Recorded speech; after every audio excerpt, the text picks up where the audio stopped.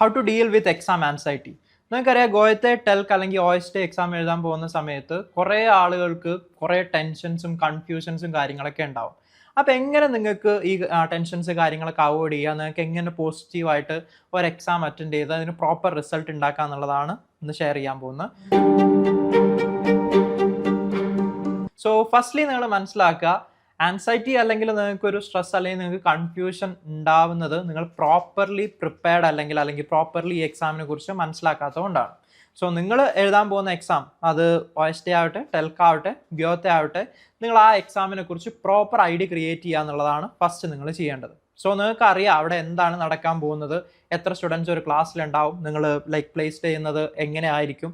അപ്പോൾ ഈ എക്സാമിനെ കുറിച്ച് പ്രോപ്പറായിട്ട് ഒരു ഐഡിയ ഉണ്ടെന്നുണ്ടെങ്കിൽ നിങ്ങൾ ആ ഒരു സറൗണ്ടിങ്ങിൽ എത്തുന്ന സമയത്ത് നിങ്ങൾക്ക് ആ ഒരു സ്ട്രെസ് അല്ലെങ്കിൽ ആ ഒരു ആൻസൈറ്റി വരില്ല. ഓക്കെ, ഇത് ഇങ്ങനെയൊക്കെയാണെന്നുള്ളത് ഓൾറെഡി നിങ്ങൾക്കറിയാം. ഇങ്ങനെ അറിയാതെ പോകുന്ന സമയത്താണ് നിങ്ങൾ എന്ത് ചെയ്യുക, ഓക്കെ ഒരു ഹാളിൽ ഇത്ര ആളുള്ളൂ, അല്ലെങ്കിൽ ഇങ്ങനെയാണ് ഇരിക്കുന്ന, അല്ലെങ്കിൽ മുന്നിൽ വരുന്ന ഒരു നേറ്റീവ് ജർമ്മൻ സ്പീക്കറാണ്, ഇങ്ങനത്തെ ഐഡിയ ഒന്നും ഇല്ലെങ്കിൽ നിങ്ങൾ എന്ത് ചെയ്യും, അവിടെ എത്തുന്ന സമയത്ത് നിങ്ങൾക്ക് ഇതിൻ്റെ ആൻസൈറ്റി അല്ലെങ്കിൽ ഈ ഒരു സ്ട്രെസ് വരികയും അത് നിങ്ങൾക്ക് ഈവൻ ദോ നിങ്ങൾ പ്രോപ്പർലി പ്രിപ്പയർഡ് ആണെങ്കിൽ പോലും നിങ്ങൾക്ക് ചിലപ്പോൾ ആ സമയത്ത് ഈ ഒരു കാരണം കൊണ്ട് ചിലപ്പം പ്രോപ്പർലി ആൻസർ ചെയ്യാൻ പറ്റില്ല. സോ ഫസ്റ്റ് നിങ്ങൾ നിങ്ങളുടെ സൈഡിൽ നിന്ന് ചെയ്യേണ്ടത്, മുൻപ് ഗോയത്തെ എക്സാം എഴുതിയ ഒരാൾ, അല്ലെങ്കിൽ മുൻപ് ടെൽക്ക് എക്സാം എഴുതിയ അല്ലെങ്കിൽ OST എക്സാം എഴുതിയ ഒരാളോട് പ്രോപ്പർലി ചോദിക്കുക, ഇങ്ങനത്തെ ഡീറ്റെയിൽസ് ഒക്കെ എങ്ങനെയായിരിക്കും, ക്ലാസ് റൂം അറേഞ്ച്മെൻറ്റ്സ് എങ്ങനെയായിരിക്കും, ഇൻവിജിലേറ്റേഴ്സ് ഫോറിനേഴ്സ് ആണോ വരുന്നത് അതോ മലയാളീസ് ആണോ വരുന്നത്. സോ ഓൾവേസ് എന്താ പറയുക, മൾട്ടിപ്പിൾ ആളുകളിൽ നിന്ന് ഇങ്ങനത്തെ ഇൻഫർമേഷൻ കളക്ട് ചെയ്തിട്ട് ഇത് ഈ ഒരു എക്സാമിനെ കുറിച്ചിട്ട് പ്രോപ്പർ ഐഡിയ ഉണ്ടാക്കുക. 1 ഡേ കൊണ്ട് തന്നെ തീരുമോ, 2 ഡേ എടുക്കുമോ, പിന്നെ ഈ മൊഡ്യൂൾ വരുന്ന സമയത്ത് നമ്മൾ ആൻസേഴ്സ് എഴുതേണ്ടത്, ചില ആളുകൾ എന്ത് ചെയ്യും, ക്വസ്റ്റ്യൻ പേപ്പറിൽ ആൻസർ മാർക്ക് ചെയ്ത് വെക്കും. സോ അങ്ങനത്തെ ഡീറ്റെയിൽസ് കാര്യങ്ങളൊക്കെ എന്ത് ചെയ്യുക, മുൻപ് എക്സാം എഴുതിയ ഒരാളുമായിട്ട് കമ്മ്യൂണിക്കേറ്റ് ചെയ്തിട്ട് ഇതിനെക്കുറിച്ച്, അത് നിങ്ങളുടെ ഫാക്കൽറ്റി ആവാം, മെൻറ്റർ ആവാം, ആരും ആവട്ടെ, നിങ്ങൾ അവരോട് കമ്മ്യൂണിക്കേറ്റ് ചെയ്തിട്ട് ഇങ്ങനെയാണ് എക്സാംസ് നടക്കുന്നത്, ഇങ്ങനെ ആയിരിക്കും എക്സാം ഹാള്, അല്ലെങ്കിൽ ഇങ്ങനെ ആയിരിക്കും അവിടെ ലേസൺ, ഹ്യോറൻസ്, സ്പ്രഷൻ, ഷ്രൈബൻ ഒക്കെ നടക്കുക എന്നുള്ള ഒരു പ്രോപ്പർ ഐഡിയ നിങ്ങൾക്ക് ഉണ്ടെങ്കിൽ നിങ്ങൾ എക്സാം ഹാളിൽ എത്തിക്കഴിഞ്ഞാൽ അല്ലെങ്കിൽ എക്സാം അപ്പിയർ ചെയ്യുന്ന സമയത്ത് ആ ഒരു ആൻസൈറ്റി, സ്ട്രെസ് അല്ലെങ്കിൽ അവിടുത്തെ സർപ്രൈസിങ് ആയിട്ട് വരുന്ന എലമെൻറ്റ്സ് ഒക്കെ അല്ലെങ്കിൽ ഷോക്കുകൾ നിങ്ങൾക്ക് അവോയ്ഡ് ചെയ്യാനായിട്ട് പറ്റും. സോ ഫസ്റ്റ്ലി നിങ്ങൾ ഇത് ചെയ്യാം. സെക്കൻഡ് കാര്യം എന്ന് പറഞ്ഞു കഴിഞ്ഞാൽ എക്സാമിന് പ്രോപ്പർലി പ്രിപ്പയർഡ് ആവുക.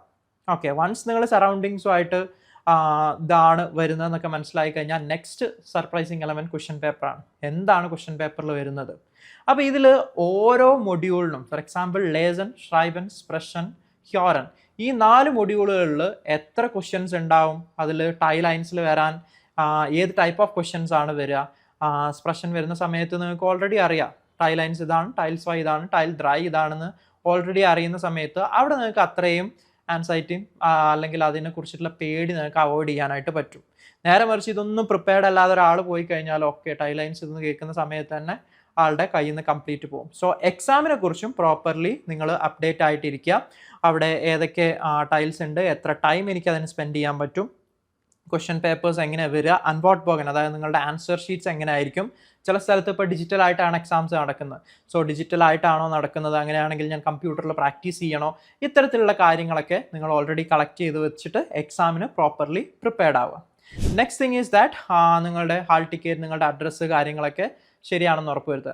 ഞാൻ മുൻപ് പറഞ്ഞ 2 ഫാക്ടേഴ്സ് നിങ്ങൾ കവർ ചെയ്ത് കഴിഞ്ഞാൽ തന്നെ നിങ്ങൾക്ക് പ്രോപ്പർലി എക്സാം കൊടുക്കാൻ പറ്റും. ഇനി നമ്മൾ കണ്ടുവരുന്ന നെക്സ്റ്റ് ഒരു കാര്യമാണ്, ചിലപ്പോൾ ഹാൾ ടിക്കറ്റിൽ പേര് തെറ്റായിരിക്കും, അഡ്രസ്സ് തെറ്റായിരിക്കും, നിങ്ങളുടെ പാസ്പോർട്ട് പോലെ സെയിം ആയിരിക്കില്ല വരുന്നത്, അങ്ങനത്തെ കുറച്ച് കാര്യങ്ങളൊക്കെ കണ്ടുവെക്കുന്നുണ്ട്.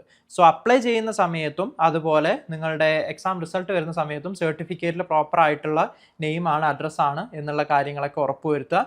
പിന്നെ ഓൾവേസ് നിങ്ങൾ എന്ത് ചെയ്യുക, എക്സാം റിസൾട്ട് വരുന്ന ഡേറ്റിൽ ഓക്കെ വന്നിട്ടുണ്ടോ, എനിക്ക് റിസൾട്ട് ഉണ്ടോ എന്നുള്ളതൊക്കെ ചെക്ക് ചെയ്യാനായിട്ടും ട്രൈ ചെയ്യാം. ഇനി എക്സാംസിൽ, അതായത് ഹ്യോറൻ, ലേസണിലാണ് മെയിൻലി ഇത് കണ്ടുവരുന്നത്, സ്പ്രഷനിലും ഷ്രൈബനിലും ഉണ്ട്. നമ്മൾ ഫോക്കസ് അല്ലെങ്കിൽ നമുക്ക് ടൈമിൽ കംപ്ലീറ്റ് ചെയ്യാതിരിക്കാൻ കഴിയുക, അല്ലെങ്കിൽ നമുക്ക് പ്രോപ്പർ ആൻസർ കിട്ടാതിരിക്കുക, ഇങ്ങനത്തെ കുറച്ച് കാര്യങ്ങളുണ്ട്. സോ ഈ ഒരു കാര്യം നിങ്ങൾ മനസ്സിലാക്കുക. വൺസ് നിങ്ങൾ എക്സാം ഹാളിൽ എൻറ്റർ ചെയ്ത് കഴിഞ്ഞാൽ പിന്നെ നിങ്ങൾ മാക്സിമം സെൽഫിഷായിട്ട് നിങ്ങളുടെ ക്വസ്റ്റ്യൻ പേപ്പറും നിങ്ങളും മാത്രമായിട്ട് മാറണം. അവിടെ നിങ്ങളുടെ സറൗണ്ടിങ്സിൽ നടക്കുന്ന ഒരു കാര്യവും നിങ്ങൾ അഫക്റ്റ് ചെയ്യാൻ പാടില്ല. ഇത് അഫക്റ്റ് ചെയ്യുന്നതായിട്ട് കണ്ടിട്ടുണ്ട്. നിങ്ങൾ പ്രോപ്പർലി പ്രിപ്പയർഡ് ആയിട്ട് പോയിട്ടുണ്ടാവും, എക്സാം എന്താ നിങ്ങൾക്ക് പ്രോപ്പർ അറിയുന്നുണ്ടാവും, ക്വസ്റ്റ്യൻ്റെ ആൻസർ അറിയുന്നുണ്ടാവും. ബട്ട് മേ ബി അപ്പുറത്തിരിക്കുന്ന ഒരാളുടെ ചെറിയ ആക്ഷൻ അല്ലെങ്കിൽ ലൈക്ക് എന്താ പറയുക, ഒന്നും അറിയാതെ വരുന്നിരുന്ന ഒരാൾ നിങ്ങളെ കോൺസ്റ്റന്റ്ലി ഡിസ്റ്റർബ് ചെയ്യുന്ന സമയത്തൊക്കെ ഇത് നിങ്ങളെ എക്സാം ടൈമിനെയും നിങ്ങളുടെ ആൻസർ ഫൈൻഡിങ്ങിനെയും, ഇപ്പോൾ ലേസനൊക്കെ നിങ്ങൾ അത്ര ഫോക്കസ് ആയിട്ട് വായിക്കുന്ന സമയത്തായിരിക്കും ഇങ്ങനത്തെ ഇൻസിഡൻസ് നടക്കുന്നത്. സോ മേക്ക് ഷുവർ ദാറ്റ് നിങ്ങൾ നിങ്ങളുടെ ഫോക്കസ് തെറ്റിക്കാതിരിക്കുക. അത് സ്പീക്കിങ്ങിലാണെങ്കിലും ഷ്രൈബൻ ലേസൺ ഹ്യോറനിലും ലെസണിലാണ് അത് മെയിൻലി കണ്ടുവരുന്നത്. കാരണം അവിടെ നിങ്ങൾ അത്ര അറ്റൻറ്റീവ് ആയിട്ടിരിക്കണം. സോ ഇങ്ങനെ വരുന്ന സമയത്ത് നിങ്ങളുടെ എക്സ്റ്റേണൽ ആയിട്ടുള്ള അല്ലെങ്കിൽ എക്സ്റ്റേണൽ ഫാക്ടേഴ്സ് ആയിട്ടുള്ള ഇത്തരത്തിലുള്ള കാര്യങ്ങൾ, അത് എന്തും ആവാം, മേ ബി ഇൻവിജിലേറ്റർ ആവാം, മേ ബി നിങ്ങളുടെ അടുത്തിരിക്കുന്ന കൊളീഗ് ആവാം, ആരും ആവാം, ഇത് നിങ്ങൾ അഫക്റ്റ് ചെയ്യുന്നില്ല എന്നുള്ളത് നിങ്ങൾ ഉറപ്പ് വരുത്തുക. സോ ഇപ്പോൾ സ്മോൾ കാര്യങ്ങൾ ലൈക്ക് എന്താ പറയുക, ഇപ്പോൾ പെൻ ഇങ്ങനത്തെ കാര്യങ്ങളൊക്കെ ചിലപ്പോൾ നിങ്ങൾ എക്സാം എഴുതുന്നതിൻ്റെ ഇടയിലാവും നിങ്ങളുടെ ഇങ്ക് ചിലപ്പം ബ്ലോക്ക് ആവുന്ന അല്ലെങ്കിൽ തീർന്നു പോകുന്നതൊക്കെ. സോ ഓൾവേസ് അതിനൊക്കെ ബാക്കപ്പ് കണ്ടെത്തുക. അതായത് ഇങ്ങനത്തെ ചെറിയ ഫാക്ടേഴ്സ് പോലും നിങ്ങൾ അവിടെ എന്ത് ചെയ്യരുത്, അഫക്റ്റ് ചെയ്യുന്നില്ല എന്നുള്ളത് ഉറപ്പ് വരുത്തുക. സോ ഇത് നിങ്ങൾ എപ്പോഴും മനസ്സിലാക്കുക, നിങ്ങൾ എപ്പോഴും ഫോക്കസ്ഡ് ആയിരിക്കണം എന്നുള്ളത് മനസ്സിലാക്കുക.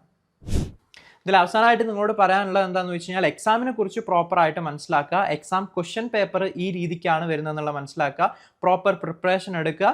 ഇനി അവിടെ നടക്കാൻ പോകുന്നത് ഇതാണെന്നുള്ളത് ഒരു എക്സാമിൻ്റെ 1 വീക്ക് മുന്നേ തന്നെ നിങ്ങൾ ഇമാജിൻ ചെയ്ത് തുടങ്ങുക. ഓക്കെ, അവിടെ പോയി കഴിഞ്ഞാൽ ഇന്ന കാര്യങ്ങളൊക്കെ ആയിരിക്കും നടക്കുന്നത്, പിന്നെ ഇങ്ങനെ ആയിരിക്കും എൻ്റെ സ്പ്രഷൻ എക്സാം നടക്കുന്നത്, ഷ്രൈബൻ ഇങ്ങനെയായിരിക്കും, ലേസൺ ഹ്യോറൻ ചെയ്യുന്ന സമയത്ത് മേ ബി ഞാൻ ഇങ്ങനത്തെ കാര്യങ്ങളൊക്കെ ഫേസ് ചെയ്യാം. ഇങ്ങനത്തെ കാര്യങ്ങളൊക്കെ ഓൾറെഡി നിങ്ങൾ മുൻകൂട്ടി കാണുക. എക്സാമിനെ കുറിച്ചൊരു പ്രോപ്പർ വിഷ്വലൈസേഷൻ നിങ്ങളുടെ മനസ്സിലുണ്ടാവണം. അത് നിങ്ങൾ എന്ത് ചെയ്യണം, കളക്ട് ചെയ്യണം മുൻപ് എക്സാം എഴുതിയ ആളുകളുമായിട്ട്.